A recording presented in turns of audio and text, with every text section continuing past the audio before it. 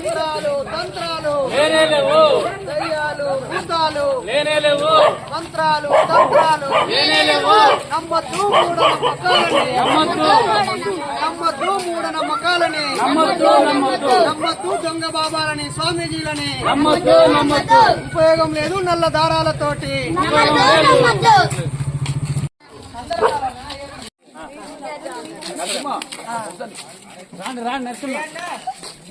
నేను నా కుటుంబం నా ప్రాంతంలో మూఢనమ్మకాలు వదిలిపెడతాను, కులమత భేదాలు వదిలిపెడతాను, మహనీయులు చూపిన మార్గంలో శాస్త్రీయంగా జీవిస్తానని ప్రతిజ్ఞ చేస్తున్నాను. దయ్యాలు భూతాలు నమ్మను, మంత్రాలు తంత్రాలు నమ్మను, అభూత శక్తులను నమ్మను, వాస్తవంగా జీవిస్తానని ప్రతిజ్ఞ చేస్తున్నాను. ఈ ప్రాంత అభివృద్ధి కోసం కృషి చేస్తాను. ఈ ప్రాంతంలో మహనీయుల ఆలోచనల కోసం పనిచేస్తాను. నిర్మూలిద్దాం మూఢనమ్మకాలని, మాకొద్దు కులమత భేదాలు, మాకొద్దు కులమత భేదాలు. వర్ధిల్లాలి అంబేద్కర్ గారి ఆలోచన విధానం, వర్ధిల్లాలి పూలే ఆలోచన విధానం, వర్ధిల్లాలి మాతా రమాబాయి ఆలోచన విధానం, వర్ధిల్లాలి చతుర తల్లి సావిత్రిబాయి పూలే ఆలోచన విధానం. నిర్మూలిద్దాం మూఢనమ్మకాలని. జై భీమ్, మనిషి వర్ధిల్లాలి. జై భీమ్, జై భీమ్. సో నేను ఎవరెవరికి తెలుసు ఇక్కడ, ఇంతకు ముందు నేను ఎవరెవరికి తెలుసు, యూట్యూబ్లో ఎవరెవరు చూస్తున్నారు నన్ను? 1 2 3 4. ఓకే, సంతోషం. నా పేరు డాక్టర్ బైరి నరేష్. నేను వరంగల్ జిల్లా హనుమకొండ నుంచి ఇక్కడికి వచ్చాను. మాదక్కడ ఒక మారుమూల పల్లెటూరు.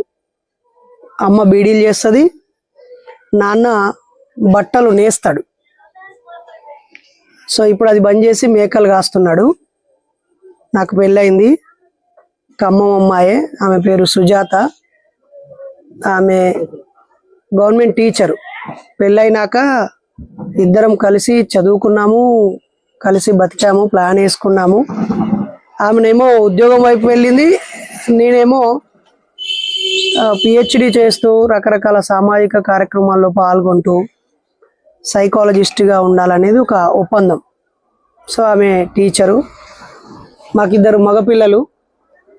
ప్రశ్న ఉదయ్ 8వ తరగతి, జ్ఞాన ఉదయ్ 6వ తరగతి.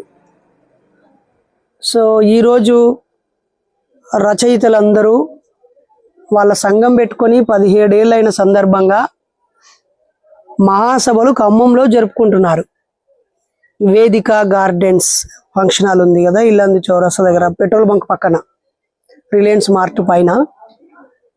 ఆ సమావేశంలో మనలాంటి వాళ్ళము కాస్త చైతన్యంతో ఉండి మాట్లాడిన, డ్యాన్స్ చేసిన, పుస్తకాలు రాసిన, మన ఆలోచనలు చెప్పిన, నోరు తెరిచి మాట్లాడిన కొంతమంది, అరే వీళ్ళందరూ తెలివి కల్లోలై, నాయకులై, ప్రతిభావంతులై, ప్రముఖులై పేరు ప్రఖ్యాతులు పొందితే ఎలా, వీళ్ళందరూ వాళ్ళ ప్రజల్ని చైతన్యం చేసి వాళ్ళందరినీ తెలివికి వచ్చేటట్టు చేసి వాళ్ళను మన చెప్పు చేతుల్లో లేకుండా చేస్తే ఎలా అని చెప్పి కొంతమంది ఉన్మాదులు, బుర్ర నిండా చెడు పెట్టుకున్న వాళ్ళు అందరినీ విమర్శిస్తూ, అవమానిస్తూ, కించపరుస్తూ, మమ్మల్ని మాట్లాడకుండా, రాయకుండా, ప్రయాణం చేయకుండా, కార్యక్రమాలు చేయకుండా మా గొంతు నొక్కడానికి పెద్ద పెద్ద ముఠాలు తయారయ్యి ఇబ్బంది పెడుతున్నారు. అలా ఇబ్బంది పెట్టే అంశాన్ని ట్రోలింగ్ అంటారు. ఆ ట్రోలింగ్ అనే అంశం మీద చైతన్యవంతమైన, బాగా ఆలోచించే పెద్ద పెద్ద ఆడవాళ్ళందరూ కలిసి ఒక సంఘం పెట్టుకున్నారు. ఆ సంఘానికి ఇక్కడ 2 రోజుల సభలు జరుపుతున్నారు. ఆ సభలకి మన 2 రాష్ట్రాల్లో నుంచి ప్రజల మేలు కోరే వాళ్ళు, ప్రజలని ఆలోచించండి అని చైతన్యపరిచే వాళ్ళు, మంచి మాటలు మంచి పుస్తకాలు రాసేటోళ్ళందరినీ ఒక 200 మందిని వాళ్ళు సమీకరించి సభలు జరుపుతారు. అందులో మేము అట్లా అవమానించబడి బాధపడ్డోళ్ళం, పెద్దగా రాసిన వాళ్ళం కాదు, బాధపడ్డోళ్ళం కాబట్టి మమ్మల్ని కూడా రమ్మని పిలిస్తే ఇడికి వచ్చినాం. ఎట్లాగ వస్తున్నాం కాబట్టి ఆ కొత్త బస్ స్టాండ్ దగ్గర ఒక పెద్ద రూము, ఏసీ రూమ్ అన్నీ పెట్టారు. కొంతమంది వెళ్ళిపోయే వాళ్ళు వెళ్ళిపోయారు, అందులో రెస్ట్ తీసుకుంటున్నారు. నాకు రాంబాబు అన్న వాళ్ళు బాగా పరిచయం. నన్ను దాడి చేసినప్పుడు, జైల్లో పెట్టినప్పుడు, ఇబ్బంది పెట్టినప్పుడు అన్నవాళ్ళు ఇక్కడ నుంచి మా ఊరు దాకా కారులో వచ్చి, తమ్ముడా ధైర్యంగా ఉండు, మీకు మేము ఉన్నామని చెప్పి ధైర్యం చెప్పిన మంచి మనుషులు అన్నవాళ్ళు. కాబట్టి నరేష్ ఈ ఏసీ రూమ్లో ఉండడు, ఎట్లాగూ మనోళ్ళు ఒక 10 మంది మంచి ఆలోచన చేసిర్రు. వాళ్ళతో నీ అనుభవాలు, నీ ఆలోచనలు, నీ భావాలు వాళ్ళతో పంచుకుంటే వాళ్ళను నీకు పరిచయం చేయాలి, నిన్ను వాళ్ళకు పరిచయం చేయాలనే ప్రేమతోటి అన్నవాళ్ళు అలా కాళ్ళ నన్ను ఇడి దాకా పట్టుకొచ్చారు. సో నేను ఇడికి రావడానికి కారణం ఆ మీటింగ్ పెట్టడానికి కారణము మాలాంటి వాళ్ళు మాట్లాడుతున్నప్పుడు కొంతమంది ఇక పిచ్చోళ్ళ చేతిలో రాయిలేసి కొట్టండ్రా అన్నట్టు మమ్మల్ని కొట్టించేటోళ్ళు అనమాట. అయితే అక్క పక్కనే ఒక ఏసీ రూమ్ అక్కకి ఇచ్చారు. అక్క హాయిగా రెస్ట్ తీసుకోవాలి, అలసిపోయింది. అక్క మేము ఒక 10 మందిని కలవడానికి పోతున్నాం, వస్తావా అనగానే వెనక ముందు ఆలోచించకుండా సరే పోదాం అని చెప్పేసి మాతో వచ్చింది. ఒకసారి అక్కకు చప్పట్లతో. అక్క చదువుకున్న మహిళ, బాగా రాస్తుంది. ఇంత పెద్ద పుస్తకంలో రాసేదాన్ని ఒక 10 లైన్లల్లో రాస్తుంది అనమాట. కవి అంటారు, కవిత్వం, పద్యాలు లెక్క ఉంటాయి కదా, అలాంటి చిన్న మాటలతోనే బాగా ఆలోచింపజేస్తుంది. అందులో అక్కకు ఈ దేశం మొత్తం మీద ఇచ్చే అవార్డు అక్కకు వచ్చింది. కేంద్ర సాహితీ అవార్డు అంటారు.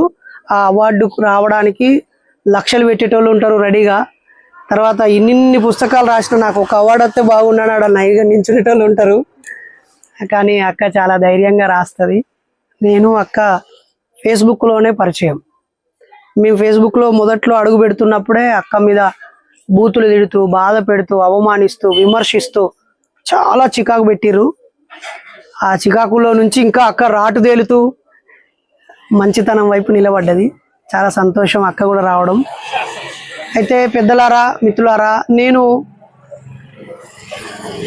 మన ప్రజలందరూ కలిసి కష్టపడి సంపాదించి వాళ్ళ పిల్లల చదువులకో, ఇల్లు కట్టుకోవడానికో, భూమి కొనుక్కోవడానికో, బంగారం కొనుక్కోవడానికో, మంచి బట్టలు వేసుకోవడానికో డబ్బులు ఖర్చు పెట్టకుండా వాళ్ళు కష్టపడి సంపాదించిన డబ్బులని ఒక మత పెద్ద చెప్పిండని పూజలు, పునస్కారాలు, దేవుళ్ళు, దండాలు, జాతరలు, మొక్కులు, మేకను కొయ్యాలి, గొర్రెను కొయ్యాలి, దావతు చేయాలి, ఈ పండుగ జరపాలి, ఆ పండుగ జరపాలి, లేదా పాస్టర్ అయ్యకు డబ్బులు ఇవ్వాలి, ఇలా మన ప్రజలందరినీ వాళ్ళకేమో ఏదో దండం పెట్టుకునే గుణం ఉంటుంది, దేవుడికి దండం పెట్టుకునే గుణం ఉంటుంది. మనసులో దేవుడిని నమ్ముకుంటారు, కుల దైవమో, ఇంటి దైవమో, లేకపోతే పలానా దేవుడు అని అనుకుంటారు.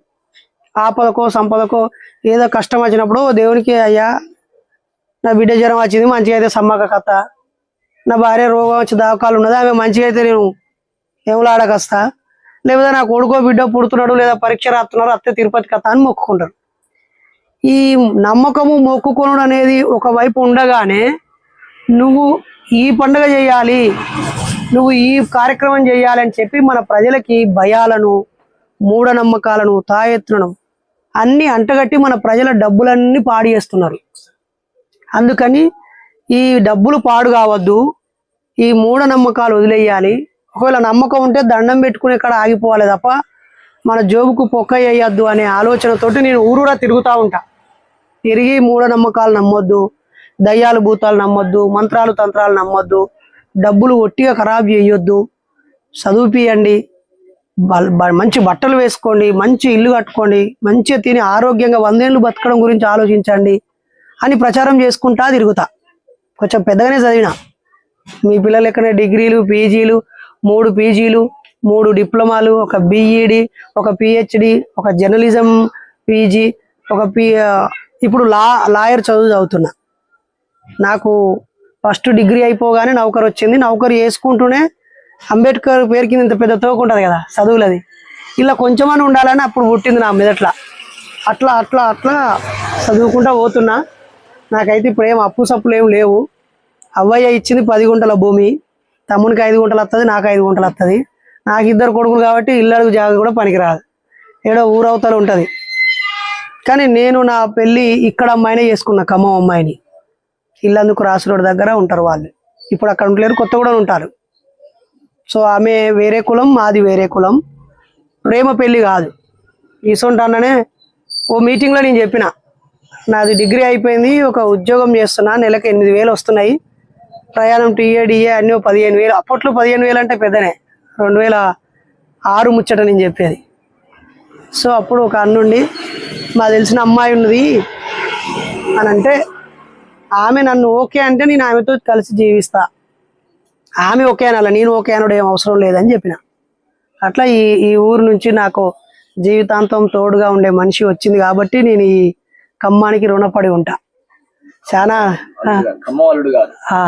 రుణపడి ఉంటా. ఇక్కడ చాలా ప్రాంతాలకు వచ్చిన నేను. ఈ పక్కపుంటే ఒక ఊరిలో ఒక స్కూల్కి వచ్చాను, అది ఊరి పేరు కూడా గుర్తులేదు, ఒక క్రిస్టియన్ అని నడిపిస్తాడు, ఇంగ్లీష్ మీడియం స్కూలు. తర్వాత ఇక్కడ శారదా కాలేజీకి వచ్చాను, మదర్ తెరీసా కాలేజీకి వచ్చాను, పులిపాటి కాలేజీ ఒకటి కునిజల దగ్గర ఒకటి ఉంటుంది, ఆడికి వచ్చాను. వైరా, ఏనుకూరు, దమ్మపేట, అసరాపేట, సత్తుపల్లి, విఎం బంజర, ఇటు తిరుమలాయపాలెము, చుట్టుపక్కల ఈ కాల్వోడ్డుకి ఇందిరానగర్ దగ్గర ఒకటి డైట్ కాలేజ్ ఉంటుంది, ఎదురుగా సరోజ మహిళా అది కూడా ఉంటుంది, అలా కూడా వచ్చిన. దాని పక్కపొంటి సిఓఈ అని సోషల్ వెల్ఫేర్ స్కూల్ ఉంటుంది, పాకబండ బజారు, అశోక్ నగరు, చర్చి కాంపౌండ్ దగ్గర స్కూలు, ఆ రైల్వే స్టేషన్ కట్టుమంగట ఉండే జూనియర్ కాలేజీ, ఈడున్న అన్ని బీఈడి కాలేజీ, ఎంజేఆర్ కాలేజీ, ఈ అన్ని ఒక మహబూబియా బీఈడి కాలేజీ ఉంటుంది. ఇక్కడ ఉన్న అన్ని స్కూళ్ళు, కాలేజీలు, పాలిటెక్నిక్ కాలేజీలు, అన్ని హాస్టల్ తిరిగినా నేను. 2002వ సంవత్సరం నుంచి తిరుగుతున్నా, 22 ఏళ్ళు అవుతుంది నేను మాట్లాడబట్టి, తిరగబట్టి, ప్రయాణం చేయబట్టి. సో ఇప్పుడు అన్న మాట్లాడిన దాన్ని బట్టి నాకేం అర్థమైందంటే, మీలో ఒక చైతన్యం వచ్చిందని, మీరంతా మీకు నచ్చిన దేవుళ్ళని ప్రార్థనలు చేసుకుంటూ, పూజలు చేసుకుంటూ, మీ బతుకులు మీరు బతుకుతూనే, ఎస్ మన ప్రాంతంలో మన చదువులకి కారణం అంబేద్కరు, మన హక్కులకి కారణం అంబేద్కరు, మన బతుకు భవిష్యత్తు, బతుకు తెరువు, వీటన్నిటికీ కారణం బాబాసాహెబ్ అంబేద్కరు. సో ఆ అంబేద్కర్ ఆలోచనల్ని ఈ యువతకు అందియాలి. అలాగే ఈ ప్రాంతంలో ఒక చోట అంబేద్కర్ విగ్రహం పెట్టి ఆయన జయంతి వర్ధంతిని మనం కృతజ్ఞత తెలపాలి. మన పిల్లలందరికీ అంబేద్కర్ స్ఫూర్తితో ఆయన దారిలో నడిపియాలనే ఒక మంచి ఆలోచన మీ అందరికీ రావడం నేను నిజంగా అభినందిస్తున్నాను. అయితే అంబేద్కర్ విగ్రహం పెట్టడం 2 రకాలు. ఒకటి ఉనికి కోసం, రెండోది ఆయన ఆశయాలను సాధించడం కోసం. ఈరోజు 2 రాష్ట్రాల్లో ముఖ్యమంత్రులు 100 కోట్లైనా ఖర్చు పెట్టి పెద్ద విగ్రహాలు పెట్టుకొని ఆయన పాదాల కింద వాళ్ళ పేర్లు పెట్టుకొని మురిసిపోతారు, మేము ఇన్ని కోట్లు పెట్టి ఇది కట్టించామని. నేను దాదాపు ఒక 200 అంబేద్కర్ విగ్రహాల ఆవిష్కరణలకి ఈ చేతులతో దాన్ని ఆవిష్కరించే అవకాశం, అలాగే ప్రధాన వక్తగా వెళ్ళే అవకాశం ఈ సమాజం నాకు ఇచ్చింది. ఒక 500 విగ్రహాల కాడ నా పేరు ఉంటుంది ఆ కింద. మీ దగ్గర కూడా ఈడ కూడా చాలా దిక్కుల కృష్ణమాది అన్నతో కానీ, తర్వాత జేవి రాజు గారితో కానీ, అన్ని రకాల వాళ్ళతో, రేంజర్ల రాజేష్ అన్నతో, కదిరే కృష్ణన్నతో, ప్రొఫెసర్ కాశీం సార్తో, కంచె ఐలయ్య గారితో, ఇలా ఇప్పుడు ఈ రాష్ట్రంలో మంచిగా మాట్లాడేటోళ్ళు, పేరున్న వాళ్ళు అందరితో పాటు నన్ను కూడా పిలిచేటోళ్ళు మాట్లాడించడానికి. అయితే ఇక్కడ మీరు పెట్టే విగ్రహము ఉద్దేశము నాకు తెలిసి ఉనికి కోసం అనుకుంటున్నానా లేక ఉద్దేశమా నాకు తెలియదు. మీరు చెప్పాలి అసలు అంబేద్కర్ విగ్రహం ఎందుకు పెట్టాలి, పెట్టకపోతే మీకు జరిగే నష్టమే ఉన్నది, పెడితే రేపు కలిగే లాభమే ఉన్నది, ఆయన మీకేం చేసిండు, అది పెట్టి మీరు ఏం చేద్దాం అనుకుంటారు. కొత్తగా ఒక బొమ్మ పెట్టి దాని కింద మీ పేర్లు రాసుకొని, మాసుంటల పేర్లు రాసుకొని, ఈ అన్న దగ్గర 20,000, ఆ అన్న దగ్గర 10,000, ఇంకో అన్న దగ్గర 5,000, అన్న దగ్గర 1,000, 5-6 లక్షలు వసూలు చేసి ఇక్కడ బొమ్మ పెట్టి ఆ తర్వాత ఆ రోజు ఎమ్మెల్యేని పిలిచి ఆయనకు దండలేసి ఆయన దగ్గర 2 లక్షలు తీసుకొని, లేకపోతే మాజీ ఆయన దగ్గరకు పోయి ఆయన దగ్గర 1 లక్ష తీసుకొని దీనికి ఒక కమిటీ వేసి అలా ఉనికి కోసం చెయ్యాలనుకుంటారా?